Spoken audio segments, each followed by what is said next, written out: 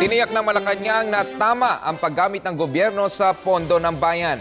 Inihag ito ni Communications Secretary Ricky Carandang kaugnay ng issue sa paggamit ng pondo sa DAP.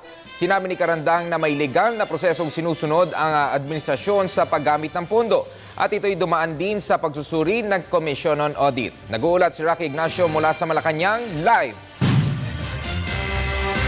Maraming salamat, Ralph. Tiniyak nga ng Malacanang na hindi mismo pahihintulutan ni Pangulo Aquino na sayang na pondo ng bayan. Umaasa rin ang palasyo na magtutuloy-tuloy pa rin ang sinasabing tuwid na daan sa ilalim ng Aquino administration.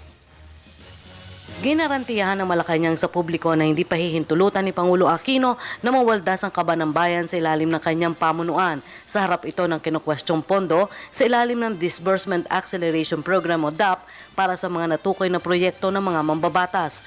Ayon kay Communications Secretary Ricky Carandang, ang pondo mula sa DAP ay dadaan sa pagsusuri ng Commission on Audit. We can assure the taxpayers na kung may anomalya sa paggastos ng mga mambabatas dun sa realigned savings na tinatawag nating DAP, ay lalabas at lalabas din yan.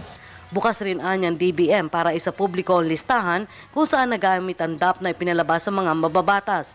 Pero paliwanag ng palasyo, diretso naman ito sa implementing agencies ng bawat proyekto na nasa item o menu na proyekto ng gobyerno at hindi na dadaan pa sa mga mambabatas. Ipinatupad ang DAP na tutulong upang palakasin ang ekonomiya ng bansa.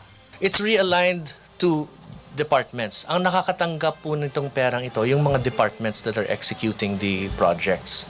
So hindi po ito tulad ng 50 million na cash na binibigay ng mambabatas. Hindi rin natinag ang palasyo sa bantang impeachment dahil malinaw naman anya na walang nilabag sa konstitusyon ang kwestiyon pagpapalabas ng DAP. Ang mekanismo kasi ng DAP ay mula sa savings ng gobyerno. The President was very confident. We have constitutional basis. We have constitutional, we have statutory, we have legal basis to defend realigned savings.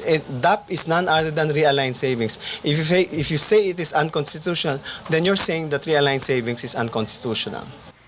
Tiniyak pa rin ng palasyo na hindi bibiguin ng Aquino administration ng taong bayan na tuluyan ng linisin ang lipunan laban sa korupsyon. 2011 inilunsad ng DAP na isang bagong mekanismo para tiyakin ang maayos na sistema ng paggamit ng pondo ng bayan. Nauna na binunyag ng Pangulo ang halos 1 trilyong pisong maling paggamit ng pondo kasama ng Malampaya Fund noong nakaraang administrasyon. The reason why the President showed this is just to tell you that the PDAF scam is just a symptom of a big web of corruption that was perpetuated under the old system. This old system we are now removing, we're now clearing.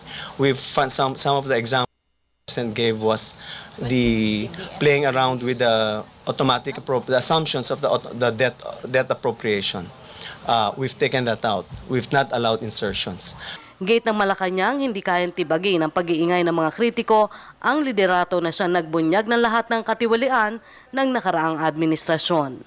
You see a government that is willing to dialogue and to discuss things. You see a government that is listening. You see a government that continues to walk the righteous path and make sure that ang daang matuwid ay tuloy pa rin, regardless of what people say.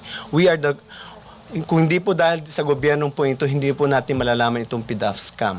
Marami po mga hindi po lang maayos na paggugol ng bayan na lumalabas po.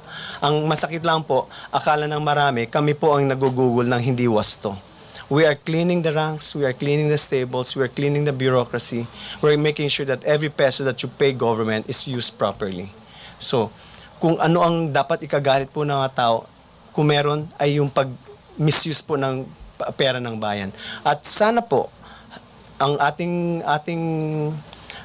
pakiusap, kayo po ay kasama natin sa pagtahak ng tuwid na daan. Kayo po ay kasama natin sa laban sa korupsyon. Kami po ay nakikinig kung may maganda kayong mga opinion, suggestions po para pagbutihin ang ating sistema. Bukas po kaming makinig sa inyo. Nauna na nga tiniyak ni Pangulo Aquino na magtutuloy-tuloy ang reforma hanggang sa pagtatapos ng kanyang termino sa 2016. At yan po ating pag-uulat mula sa Malacanang sa tulong ng RTVM. Ako po si Rocky Ignacio para sa Telebisyon ng Bayan.